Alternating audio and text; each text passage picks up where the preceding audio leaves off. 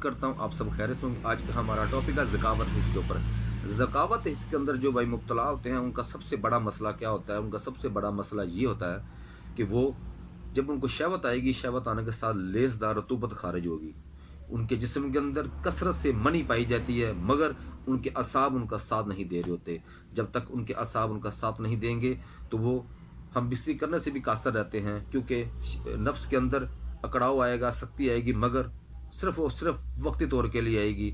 उसके बाद जैसे ही वो हम बिस्तरी करने का इरादा करेंगे तो कुछ ही सेकंड के अंदर उनका मनी का इखराज हो जाएगा, मनी उनकी ज़ाया हो जाएगी, क्योंकि वो बेसिकली तौर पे ज़कावत हिस्स के मरीज़ होते हैं और वो अमसाक और क़ुव्वत बा के लिए मेडिसिन इस्तेमाल करते हैं, मगर उनको कोई खातर खा फ़ायदा हासिल नहीं होता।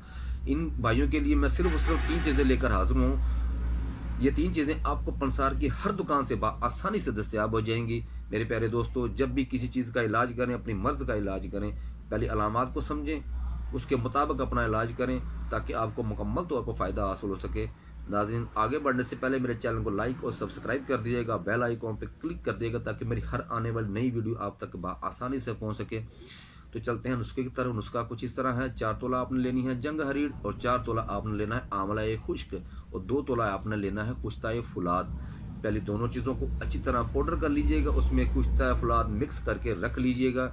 सुबह दोपहर शाम एक एक माशा आपने खाना खाने के बाद हमरा दूध पत्ती या हमरा पानी के साथ आप इसे इस्तेमाल कर सकते हैं। इस्तेमाल करने के साथ आपके जिस्म के अंदर एक नया और ताज़ा खून पैदा होना शुरू हो जाएगा। आपके असाब आपका साथ देना शुरू कर जाएंगे। जो भाई ये बार बार शिकायत करते हैं कि हमें अमसाक और क़ुव्वत बा का मसला रहता है, टाइमिंग का मसला रहता है, इंशाल्लाह 75% इसी ही चीज़ से वो बिल्कुल सेहतयाब, वो तंदुरुस्त हो जाएंगे। ज़िंदगी अल्लाह पाक की एक नेमत है, इसे ज़ाया मत कीजिएगा और अपनी सेहत का ख्याल रखिएगा। मिलते हैं हम अपने नेक्स्ट वीडियो के अंदर। आपका मेरा अल्लाह हामी व नासर। अस्सलाम वालेकुम व रहमतुल्लाहि व बरकातुहू।